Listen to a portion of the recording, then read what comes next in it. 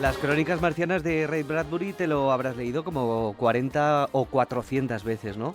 Bueno, solo una vez, Ah. porque no soy de repetir libros, no suelo leerlos más de una vez, pero sí que es verdad que alguno que he leído 2 veces siempre descubres cosas nuevas. Sí, cuando lo revisitas al tiempo, ¿verdad? Dices, ay, va, esto en su momento se me escapó. Bueno, y porque cuando sabes el final, a veces los principios cambian. También es verdad, vas viendo más detalles desde el inicio. Bueno, yo creo que si ahora leerías Crónicas Marcianas, tu lectura sería distinta porque tienes una experiencia detrás. Es que- Cambia tu subjetividad y, por tanto, el libro que lees ya no es el mismo porque tú eres distinta. Jennifer García Carrizo y su libro Misión Marte, diario de una exploración espacial.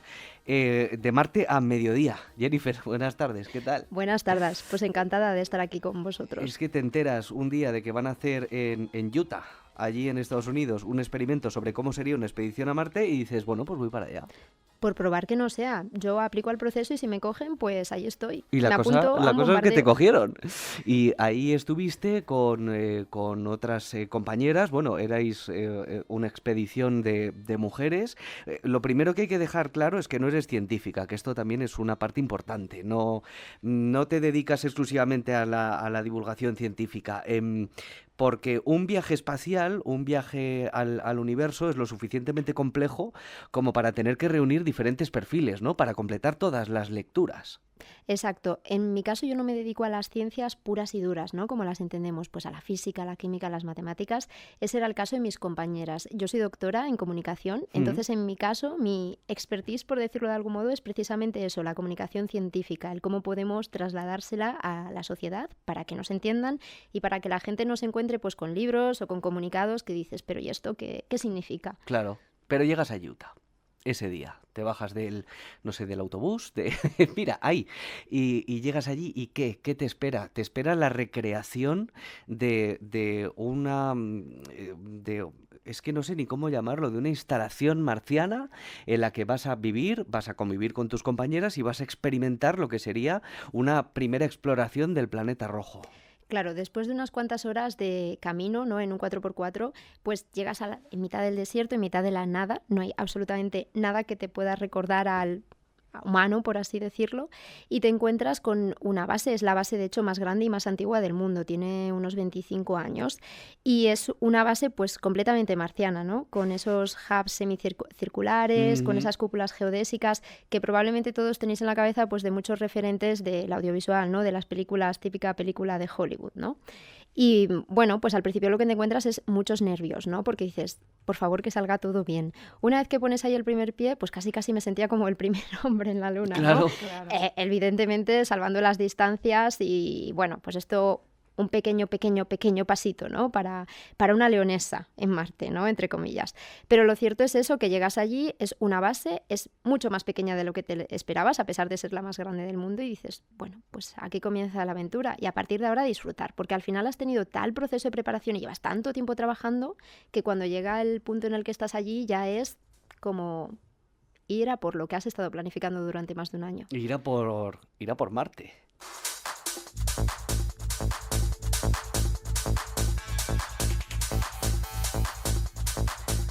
Y de León, ¿sabes? Es así de sencillo, saltar de León a Marte, Ana. Claro, es que aquí...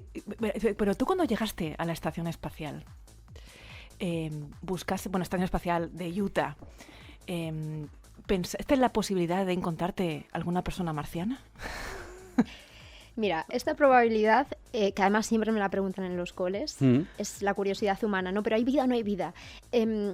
Sabía, porque cuando había intentado aplicar al proceso de conseguir entrar en esta investigación, ¿no? Pues claro, es lo típico de que vas pasando fases del proceso de selección y cada vez te va haciendo más ilusión y cada vez el golpe de realidad, si al final no te cogen, pues es más fuerte, ¿no? Entonces yo ya había investigado si se podía ir a la base o no por tu cuenta, si había alguna manera de ir.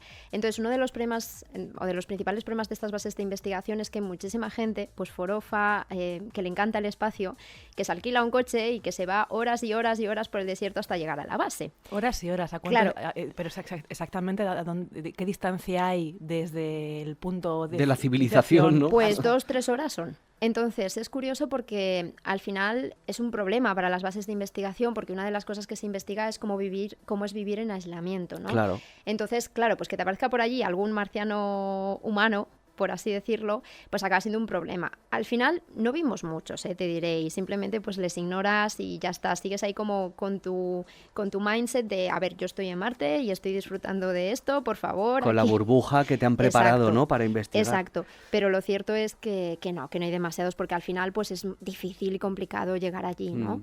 Misión Marte es un diario, ¿no? Es la historia de un viaje a Marte sin abandonar la Tierra, pero bueno, por algo se empieza. Cuando estás fuera, cuando te sientes fuera de la Tierra, ¿qué es lo primero que echas de menos?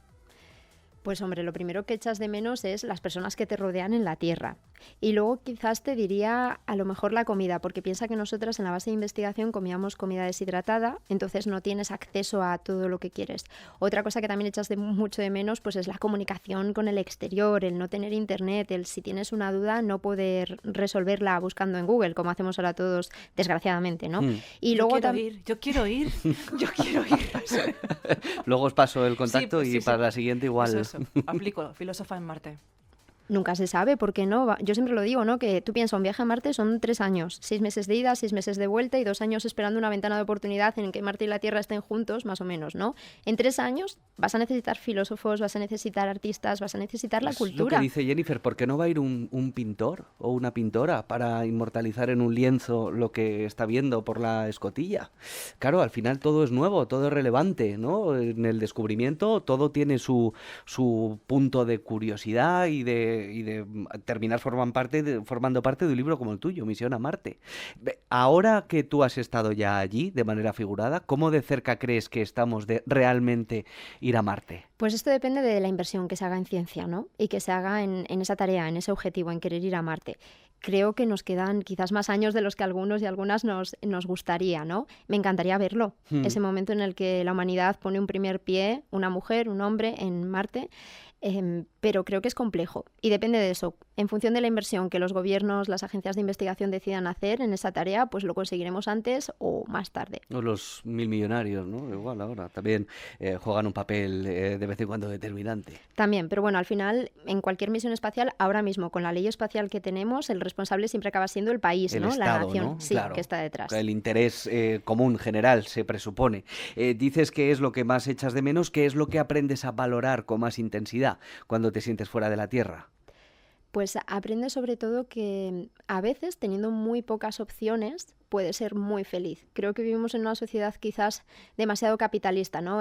Pues tienes que cambiarte de ropa todos los días, no puedes ir con la misma prenda al trabajo todos los días.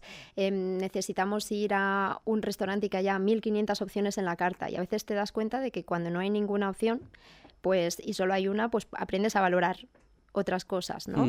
Entonces, claro, tú piensas que en nuestro caso, pues al final te tenía que entrar todo en una maleta muy pequeña. La ropa que tienes es limitada, el acceso al agua que tienes es limitado, el acceso a la comida que tienes es limitado. Entonces ahí aprendes a valorar todo, sobre todo el agua, ¿no? Eso de abrir el grifo y que salga agua, que muchas veces lo damos por hecho, pues en realidad allí es todo un lujo. Gestión de los recursos escasos, A mí hay varias cosas que me parecen interesantes aquí. Estábamos hablando de si algo que es una especie de preparación para ir a Marte, si vamos a ir a Marte, ¿no? Pero lo que tú has dicho me parece muy significativo y muy importante, porque esa búsqueda de cómo se podría vivir en Marte también incide en cómo se podría vivir en la Tierra, en vivir de forma sostenible, justamente como tú decías, ¿no? Lalo, tú en el principio de la entrevista has mencionado, bueno, viaje en el universo, ¿no? ¿Cómo se sentiría? Pero es que te das cuenta que nosotros mismos ahora estamos viajando en el universo, no estamos fuera del universo. Es verdad. Estamos en el planeta Tierra y el planeta Tierra está con su órbita, con sus movimientos. Nosotros también somos viajantes de ese universo. Estamos en ese sistema solar de algo mucho más grave, ¿no? Mucho más grande. Y si en Marte tendríamos que vivir de una forma sostenible más calmada y más relajada, darnos cuenta de lo que es realmente importante, ¿por qué ese aprendizaje no lo aplicamos también en nuestra forma de vivir en la Tierra? Es verdad, hablas de la importancia y la relevancia de la gestión de los recursos limitados forzosamente en la misión, pero cada vez más limitados de forma natural en nuestro planeta. Hablas del agua, por ejemplo. Aquí nos enfrentamos a sequías brutales también. Efectivamente. De hecho, bueno, al final todas las expediciones espaciales, ¿no? Cualquier viaje espacial te enseña mucho de tu propio viaje aquí, en la Tierra. En este caso, pues, de hecho, el proyecto de investigación que yo desarrollaba, que estaba, bueno, a caballo por el área de estudio en el que yo trabajo está un poco a caballo entre investigación y divulgación, pero ese proyecto iba precisamente de eso, de cómo podemos gestionar los recursos para poderlo aplicar el aprendizaje aquí en la Tierra, ¿no? Y en ese sentido, pues claro, el agua, ¿no? Es fundamental. Tú piensas que una persona en una ciudad como Madrid, Barcelona, gasta unos 120, 150 litros de agua al día. Allí nosotras teníamos 10,5. Entonces, y se puede vivir con 10,5. Se puede vivir. También te digo que, por ejemplo, las duchas es una cada 3 días y es una ducha muy rápida. Pero claro, una ducha abierta, un minuto, son 20 litros de agua por minuto abierta. Y allí las duchas eran más o menos unos 5 o 10 litros. Pues tienes que aprender a cerrar el grifo cuando no lo estás utilizando, ¿no? O lavarte las manos, lavarte los dientes. O sea, al final es pues todo lo que haces en la Tierra, muchas veces pensando que eso es ilimitado. Cuando llegas allí te das cuenta de que tiene un límite y de que es muy escaso y de que si eso se acaba el juego, entre comillas, se acaba el entrenamiento, porque al final estas misiones son entrenamientos, son simulaciones que se hacen para aprender antes de ir y hacer una misión real, ¿no? Pues en este caso eso, ¿no? Que si se acaba el agua, se acaba el entrenamiento. Entonces, pero eso, fíjate, eso es vida real. Efectivamente. Eso es vida real. ¿Te acuerdas? Empezabas el programa diciendo, estamos a 15 de mayo, a ver si empieza el tiempo como tiene que ser. Es que a lo mejor el tiempo ya no va a ser como es. Claro. Y entonces justamente tenemos que aprender, quizá no a gastar 200 litros ni 10, pero a lo mejor a gastar 80. Sí, y de hecho una de las cosas que aprendes en la expedición es que va a haber muchas cosas que no son como las has planeado, pero es lo que hay, es que no hay otra cosa. Entonces, pues eso, a quien la vida le da limones, haz limonada, ¿no? Entonces yo siempre intentaba ver pues la parte buena de todo. Al final yo pensaba, bueno, pues a ver si cuando llegue a casa soy capaz de ducharme sin estar 20 minutos en la ducha, ¿no? Y son cosas pues que sorprendentemente luego te duran, porque al final ha pasado un año desde que volvimos de la expedición y bueno, aprendes, pero es que muchas veces es eso, es como en los viajes, ¿no? La gente cuando va con 500 maletas, factura, si es que lo mejor es irte con una mochila que no pese más de 7 kilos para que el viaje seas tú y no sea la mochila. Total, y al final vuelves con el 80% de las cosas sin usar y dices, pues ¿para qué? Igual para el siguiente viaje aprendes, claro. ¿Y tenías IA? No teníamos IA y eso nos llevó a cosas como calcular un coseno, un seno a mano o una Maravilla. integral, cosas que dices, bueno, Hombre, pero maravilla. No, que sí, mira, yo creo que el ser humano debe hacer ese tipo de cosas, porque lo que no se practica se pierde. Y no es aprender simplemente a hacer una ecuación, es las conexiones sinápticas cerebrales que implica hacer ese ejercicio. Y sobre todo también al reconectar con la gente con la que te vas. Al final yo, pues con mis compañeras, tenías conversaciones que de otra manera muchas veces las acabas teniendo con la IA o con el Internet, ¿no? Por así llamarlo, diciendo, bueno, pues tengo esta duda, voy a consultarla aquí, pero cuando no tienes acceso a Internet, se lo tienes que consultar a las personas que te rodean. Claro. Maravilloso y es la comunicación humana. Y es maravilloso también el ver cosas que están ahí en tu cerebro y decir, es que no sabía que tenía este conocimiento, se había quedado hundido ahí porque en cualquier otra situación lo habría buscado, ¿no? Y lo voy a exprimir ahora porque ahora lo necesito, claro. Jennifer, en un minuto que nos queda, ahora te llaman y te dicen, ya que has ensayado, vete de verdad. Primera misión a Marte, te hemos escogido, ¿irías? Pues si es seguro y sobre todo si es con retorno, es decir, con vuelta a la Tierra, sí, sin dudarlo. Es un caso curioso porque soy de comunicación. No creo que ocurriera conmigo, pero sí volvería. Pero insisto en la importancia de que haya ese retorno de muestras y ese retorno de datos para que se pueda investigar. Que no es un viaje por conquistar el espacio, sino que es un viaje para entenderlo, para poder comprenderlo y que eso nos ayude, como bien decía Ana, a comprender nuestro propio planeta, que es el más bonito que tenemos porque no hay ninguno igual de bello. Ana, tú de cabeza, ¿no? Yo, si te piden el nombre de una suplente, yo encantada, ¿eh? Pero fíjate, también hemos empezado hablando del poder. Lo que acaba de decir Jennifer tiene que ver con un concepto distinto del poder. No poder como dominación y conquista del espacio, sino un poder que es la posibilidad de hacer, la posibilidad de conocer. Es que el mayor poder que hay es el conocimiento. Exacto. Es el saber.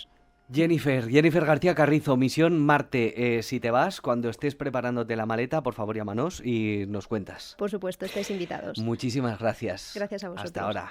Hasta luego.